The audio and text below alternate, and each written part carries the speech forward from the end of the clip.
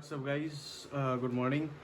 আমরা কালকে রাত্রিবেলায় এসে পৌঁছেছিলাম আর তারপরে আমি দেখিয়েছি যে ভোরবেলা যখন আমরা পৌঁছই এখানে তখন পাহাড় দেখতে কেমন লাগছিলো। আমাদের ঘরের ঠিক বাইরে দিয়ে তো যেখানে হোটেল রুমে আমরা আছি সেই হোটেল রুমের বাইরের থেকেই ঋষিকেশে পাহাড়, সেই পাহাড়টাও দেখা যাচ্ছে। তো সকালবেলা আমরা এখন বাইক নিয়ে বেরোবো। আমরা ঋষিকেশের আশেপাশে মোটামুটি যে সমস্ত জায়গাগুলো আছে সেই জায়গাগুলো আমরা একটু ঘুরে দেখবো কী আছে না আছে।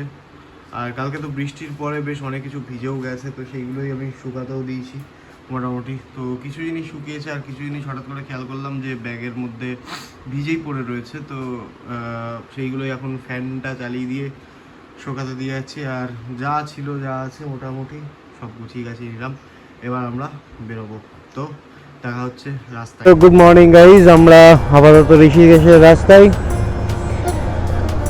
আর এবার এখান থেকে কোথায় যাব না যাব, আমার তো পার্সোনাল গাইড আছেই, তো সেই আমাকে মোটামুটি একটু গাইড করে দেবে। আপাতত আমরা ঠিক কোন দিকে যাচ্ছি কি যাচ্ছি সেই সমস্ত কিছু টুকটুক করে জেনে নেবো মেহুরির কাছ থেকে। তবে মেন ব্যাপারটা হলো যে আমাদেরকে প্রথমে কিছু খেতে হবে। খিদেটা বেশ খানিকটা পাচ্ছে, তো সেই কারণের জন্য আগে খেতে হবে, তারপর এই যে এই সমস্ত পাহাড়ি রাস্তাগুলো দেখতে পাচ্ছ, এই পাহাড়ি রাস্তার ওই যে সাইডে পাহাড় ছোট্ট করে দেখা যাচ্ছে। আমরা সকালবেলাতেও যখন ঘাটের ওখানে গেছিলাম তখনও তোমাদেরকে দেখিয়েছি। আর কালকে বৃষ্টির কারণের জন্য বাইকটা আরও বেশি নোংরা হয়ে গেছে। নোংরা মানে যাচ্ছে তাই নোংরা হয়েছে।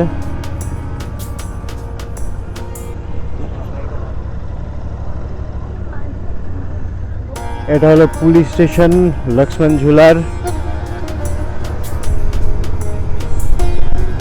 কিছু একটা আমের মুকুলের গন্ধ পাচ্ছি বলে মনে হচ্ছে মাঝে মধ্যে। গরম তো অফকোর্স পড়ে গেছে।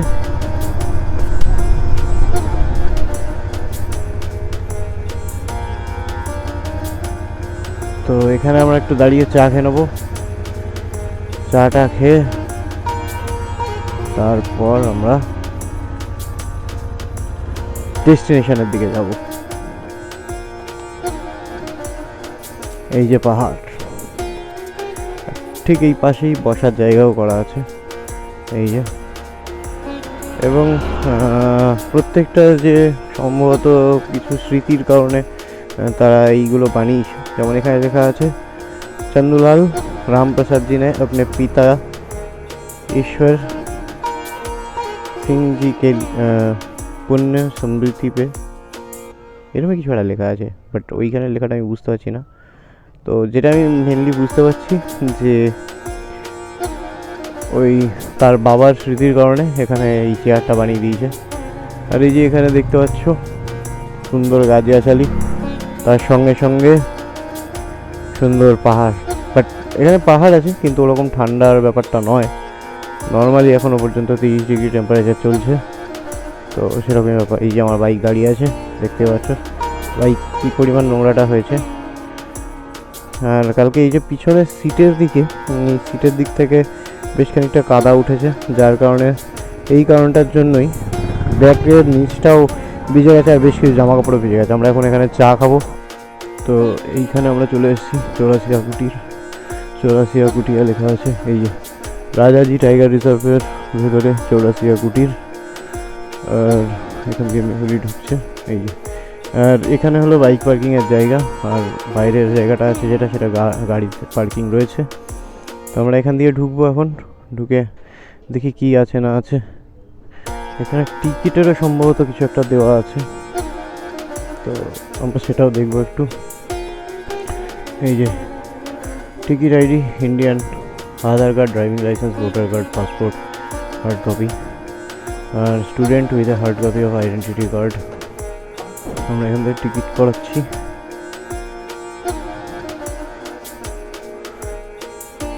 লেখা আছে চৌরাসিয়া কুটিয়া যেটা বলছিলাম। রাজাজি টাইগার রিজার্ভের সাথে এখন মার্চ করে এখন একটা টিকিটের চার্জ করেছে 200 টাকার টিকিট ইন্ডিয়ানদের জন্য।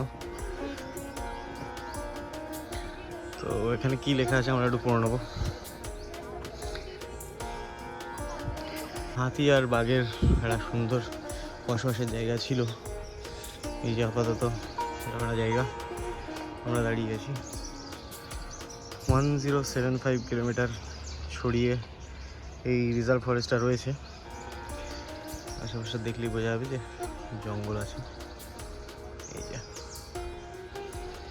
তো আমরা উঠতে থাকি। এই সামনেরটা ওয়েলকাম টু চৌরাসিয়া কুটিয়া লেখা আছে, আর নিচে Rajaji tiger reserve.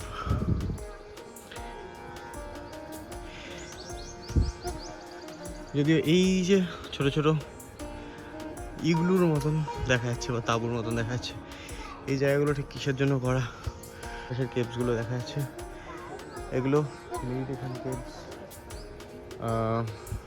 Meditation caves এবং এগুলো 1976 থেকে 78-এ বানানো হয়েছিল সন্ন্যাসী এবং ব্রহ্মচারীদের সাধনা প্র্যাকটিস করার জন্য, সেটাই লেখা রয়েছে। তো এই যে কেভসগুলো, কেভসের ভিতরটা একটু দেখে আসি।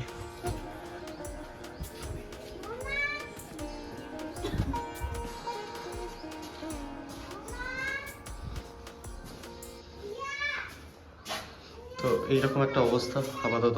তো বেসিক্যালি এটা ছিল ক্লাসরুম এবং এই ক্লাসরুমের মধ্যে ডিটেলস এসে এখানে গান বাজনা বা তাদের যে প্র্যাকটিস, সেই প্র্যাকটিসগুলো এখানেই করতো।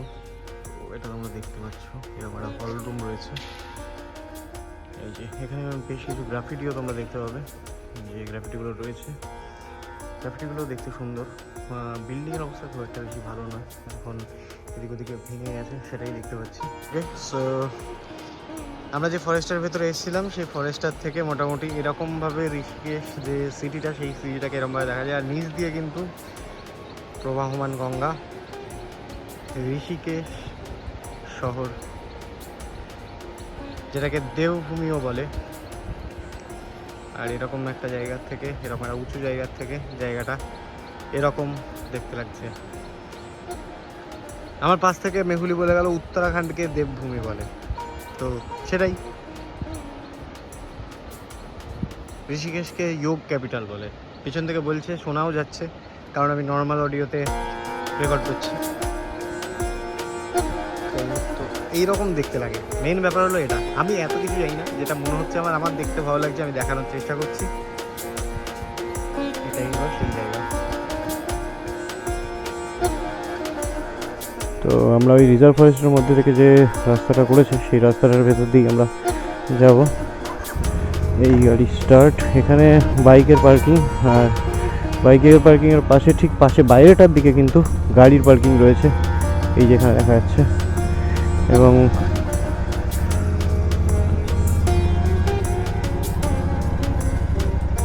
এই যে এই রিজার্ভ ফরেস্টারই মধ্যে পড়ছে এই অংশটাও। তো আমরা সেই এলাকাটার দিয়ে আপাতত উঠছি, উঠে যাব। পাহাড়ি রাস্তা যেরকম হয় অ্যাকচুয়াল, তো সেরকমই পাহাড়ি রাস্তা, খুব বেশি মডিফিকেশান নেই। আর এই যে দুই সাইডে যে জঙ্গল, সেটাও ওই রিজার্ভ ফরেস্টের আওতাতেই পড়ছে। তো এই অংশটুকু বাইরে রয়েছে, আর বাকি পুরো অংশটুকু চৌরাসিয়া কুটিয়া নিয়েই আছে। তো এই যে জায়গাটা, এই জায়গাটার থেকে আমরা যাবো এবার সম্ভবত লেফট সাইডে। একটা কিছু চেতাবনী দেওয়া আছে, সেটা পড়ার মতন সময় পেলাম না। আর এই যে ট্যাক্সি স্ট্যান্ড, এখান থেকে ট্যাক্সি নিয়েই এদিক ওদিক করতে যাওয়া যেতে পারে।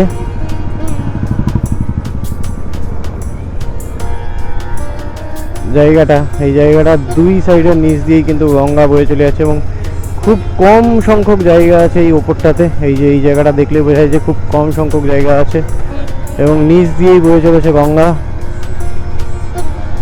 দেখতে পাচ্ছ কত লোক, অফ সিজন তবুও কত লোক এই জায়গাটায় ঘুরতে এসছে।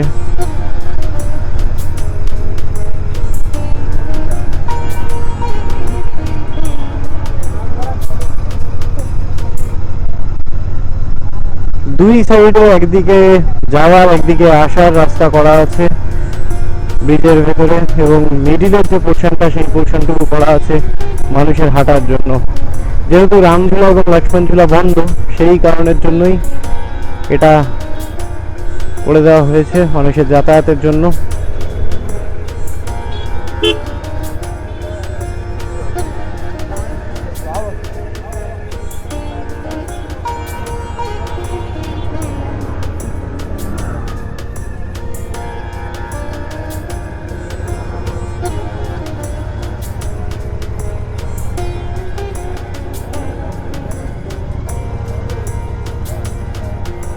রাস্তাঘাট কিন্তু এখানে বেশ ভিড় বা জমজমাট বলতে পারো, বেশ খানিকটা ভিড় রয়েছে। কারণ এখানে পর্যটক যারা আসে তারা মোটামুটি বলা যেতে পারে এই পাটটাতেই থাকে, তারা ওই পাটটা মানে আমরা যেখানে আছি লক্ষ্মণঝুলার ওখানে, সেখানে খুব কম লোক থাকে। বা ফরেনার্স যারা থাকে তারা ডরমেটারি নিয়ে ওখানে থাকে। কিন্তু এই যে জায়গাটা, এই জায়গাটাই মেন জায়গা পর্যটকদের জন্য, এবং পর্যটকরা এই হোটেলের মধ্যে, এখানের হোটেলের মধ্যেই থাকে। তো সেই কারণের জন্য এই অংশটাতে ওই পারের থেকে একটু বেশি ভিড়।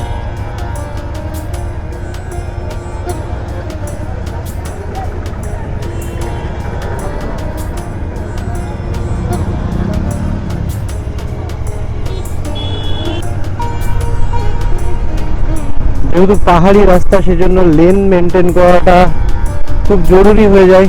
তার কারণ হলো খুব সীমিত জায়গা পাওয়া যায়, এবং লেন মেনটেন করলে দুজনেরই সুবিধা, মানে আসা বা যাওয়া দুই দিকেরই যে লোক আছে সেই দুই লোকের সুবিধা। এখানে একটা স্কুল আছে, দেশি ধাবা। তবে এখানে গ্রাফিটি কিন্তু প্রচুর রয়েছে, প্রচুর গ্রাফিটি আছে। আমাদের কোন দিকে যেতে হবে? সম্ভবত সোজাই যাব, কারণ এইদিকে বদ্রীনাথ কেদারনাথের যে জায়গা, সেই জায়গাটা দেখাচ্ছে। তপবন, বদ্রীনাথ, কেদারনাথ, এই সমস্ত জায়গা। আর এই যে রাফটিং, ট্রেকিং, এই সমস্ত জায়গা এইখানে রয়েছে। ভাগীরথী অ্যাডভেঞ্চার বলে একটি নামও রয়েছে। পাহাড়ের এই জায়গাটা দেখা যাচ্ছে।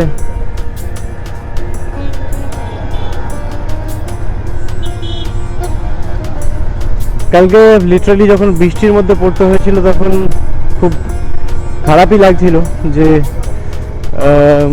এখানে গিয়ে কীরকম পরিস্থিতির মধ্যে পড়বো না পড়বো। তার কারণে খুব সাডেন, হঠাৎ করেই প্ল্যান হয়েছিল, এবং সেই কারণের জন্যই মাঝ রাস্তায় এরকম বৃষ্টির মধ্যে ফেসে গিয়ে বুঝতে পারছিলাম না কি হবে না হবে। বাট আজ সকাল থেকে সব কিছু আবার নর্মাল। তো আজকেও যদিও বা একটা 30% বৃষ্টির চান্স রয়েছে।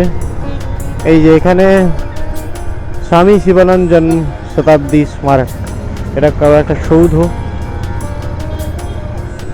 এখানে পুলিশও প্রোটেকশন দেখছো। আর এই যে রিভার রাফটিং এর জন্য দেখছো এই যে বোট বা নৌকো যাই হোক এগুলো হয়, সেইটাই ছাদে করে নিয়ে যাচ্ছে। আমাকে মেহুলি বলছিল সম্ভবত 22 কিলোমিটারের রিভার রাফটিং হয়।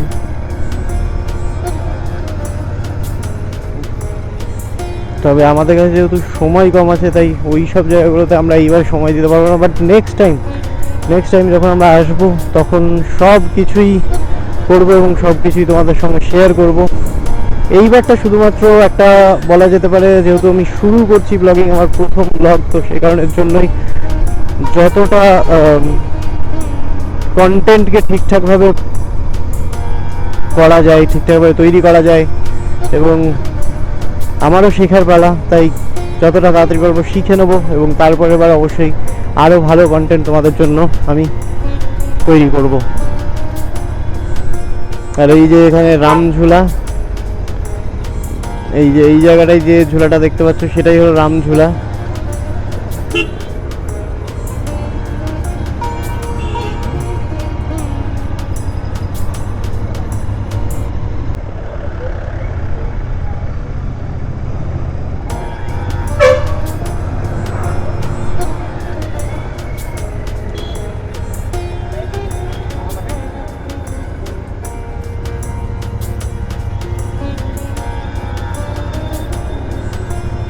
এই যে এইদিকে হচ্ছে লক্ষ্মণ ঝুলা।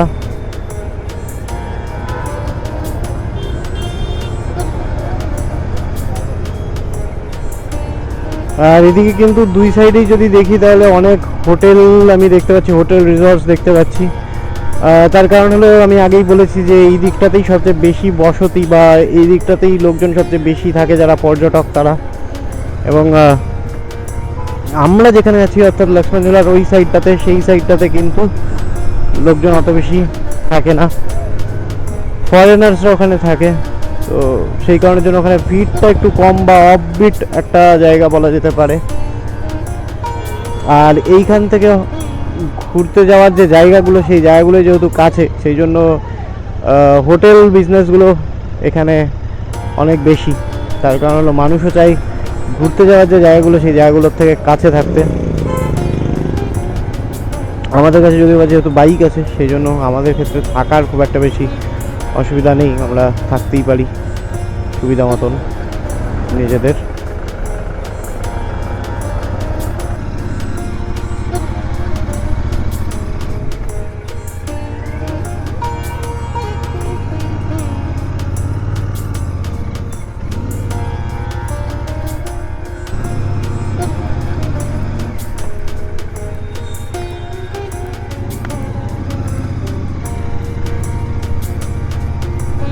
আপাতত আমার অবস্থা এরকম, আমরা একটা চায়ের দোকানের এখানে দাঁড়িয়েছি। আর এইখানেই দেখতে পাচ্ছ যে একটা ওই ফলসের মতনই একটা জায়গা, যেখান থেকে কিছু জল পড়ে আসছে। জায়গাটা দেখতে খুব সুন্দর লাগছে, তো সেই জন্য আমরা এই জায়গাটা দিয়ে দাঁড়ালাম। এবং তারপরে আমরা আরও বেশ খানিকটা উঁচুর দিকে উঠবো, খাওয়া দাওয়াটা করে নিই। তার কারণ হলো আমরা কালকে রাত্রিবেলাতেও সেরকম কিছু যেহেতু খাইনি, আর সেটার পরে আজকেও সকালবেলায় শুধুমাত্র চা আর বিস্কুটই যেহেতু খেয়েছি, তো সেই কারণের জন্য এখন খেয়ে নিই, খেয়ে দিয়ে নিয়ে তারপরে আবার চড়াই হবে।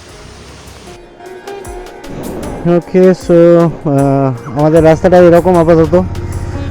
বুঝতে পারছি যে জুতোটা ভিজেই যাবে, বাট চেষ্টা করব বাঁচানোর, আগে নামি তারপরে এখান থেকে টেনে নেওয়ার চেষ্টা করব। এই যে লিটারেলি পাহাড়ের অ্যাকচুয়াল এক্সপিরিয়েন্সটা পাওয়া যাচ্ছে আর কি। এখান থেকে একবার পাথরে পড়লেই গাড়ি উল্টোবে।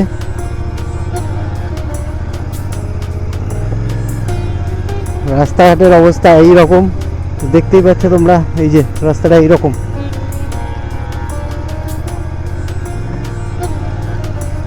তবে যতদূর পর্যন্ত বাইক যায় ততদূর পর্যন্ত নিয়ে যাব আস্তে।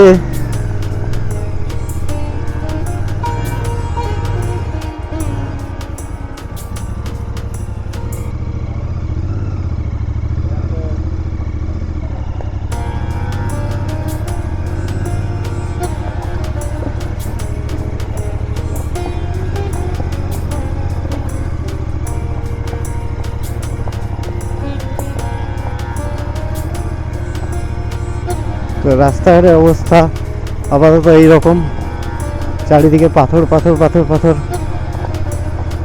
বেশ খানিকটা রিস্কি।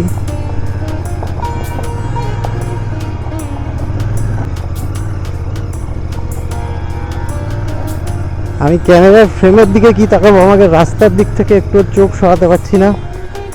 আর এই দিকটার থেকে আমাকে না, এই দিকটার থেকে আমাকে নিতে হবে।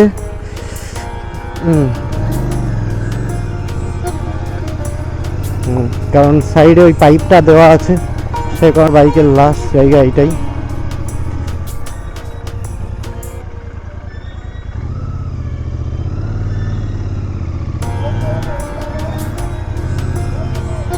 তো এটা বাইকের পার্কিংয়ের জায়গা। আর এর ওপর অব্দি কী আছে আমার জানা নেই, বাট নামার সময়ও বেশ খানিকটা বেগ পেতেই হবে, সেটা বুঝতে পারছি। এখান থেকে আবার ব্যাক করব। মোটামুটি বলতে পারো যে এখানের এই যে ভিউটা, এই ভিউটার জন্যই ওয়ার্থ ইট। যেটা একদম উঁচুর থেকে অনেকগুলো পরপর পাহাড় দেখা যাচ্ছে, তো সেটার কারণে দেখতে খুবই সুন্দর লাগছে। আমি জানি না ক্যামেরাতে কি আসছে না আসছে, বাট খালি চোখে যথেষ্ট সুন্দর লাগছে দেখতে।